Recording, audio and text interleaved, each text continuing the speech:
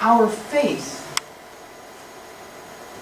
rests, and I really think this bears this out, our faith rests on relationships, on being community, on how we reach out to other people, on how we change the world. We don't change the world by writing down little codes.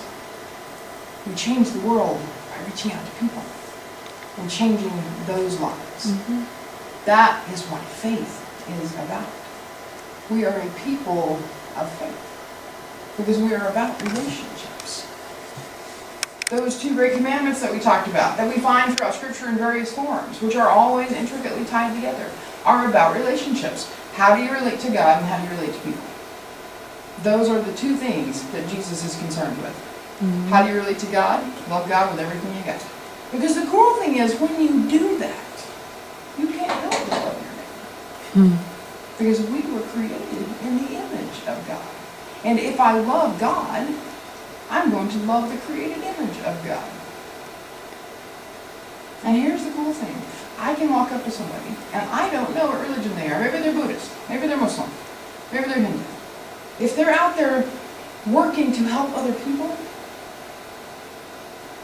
I already know they're people of God. Because they're living in faith.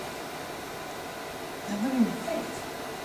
Faith is about relationship to other people, which reflects our relationship with God.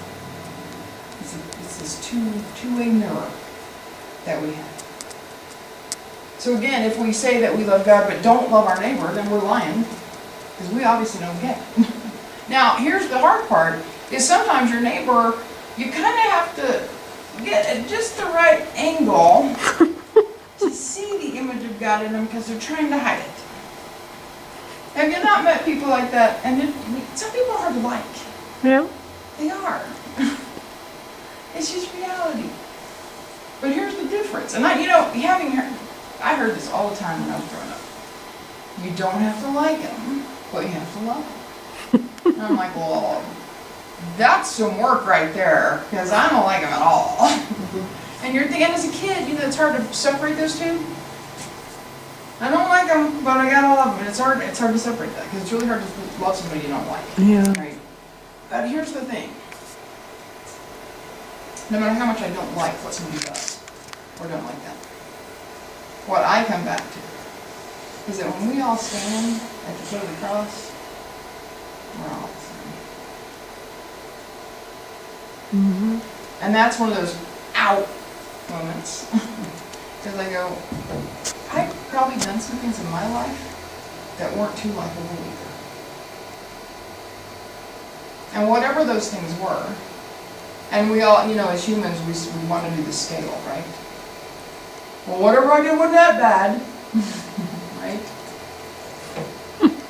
The paradox of Christianity is that the cross that's on a hill puts us on level ground. Amen. So that little game that we play about whose sin is worse, it's all the same. It's all the same. Well, God can't love murderers. Really? Have you heard of Saul? Changed his name to Paul. That's what he was. They're around killing Christians. Well, God can't love those perverts or people who commit adultery. Have you heard of David? Scripture says he was the apple of God's eye. God's not looking for perfect people. He's looking for us. Amen. Amen. Hallelujah for that. And the way that we know that we've been found is the way we live our faith. Mm-hmm. There's a moment at which we go, wow, God loved me that much to track me down, to hunt me down, and sometimes chase after me.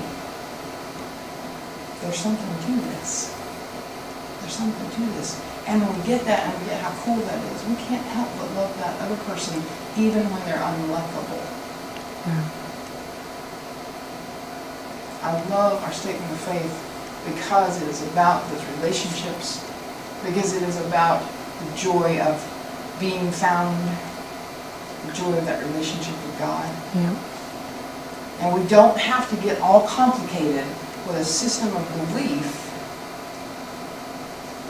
because faith is really pretty simple. Love God with everything you got. and love your neighbor. That's faith. That is the core of faith. And it's the core of our faith. And that's the kind of faith we are called into.